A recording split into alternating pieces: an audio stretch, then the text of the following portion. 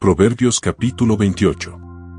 Huye el impío sin que nadie lo persiga, mas el justo está confiado como un león. Por la rebelión de la tierra sus príncipes son muchos, mas por el hombre entendido y sabio permanece estable. El hombre pobre y robador de los pobres es como lluvia torrencial que deja sin pan. Los que dejan la ley alaban a los impíos, mas los que la guardan contenderán con ellos. Los hombres malos no entienden el juicio, mas los que buscan a Jehová entienden todas las cosas. Mejor es el pobre que camina en su integridad, que el de perversos caminos y rico. El que guarda la ley es hijo prudente, mas el que es compañero de glotones avergüenza a su padre. El que aumenta sus riquezas con usura y crecido interés, para aquel que se compadece de los pobres las aumenta. El que aparta su oído para no oír la ley, su oración también es abominable. El que hace errar a los rectos por el mal camino, él caerá en su misma fosa, mas los perfectos heredarán el bien. El hombre rico es sabio en su propia opinión, mas el pobre entendido lo escudriña. Cuando los justos se alegran, grande es la gloria, mas cuando se levantan los impíos, tienen que esconderse los hombres.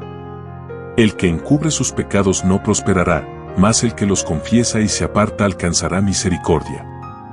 Bienaventurado el hombre que siempre teme a Dios, mas el que endurece su corazón caerá en el mal. León rugiente y oso hambriento es el príncipe impío sobre el pueblo pobre. El príncipe falto de entendimiento multiplicará la extorsión, mas el que aborrece la avaricia prolongará sus días.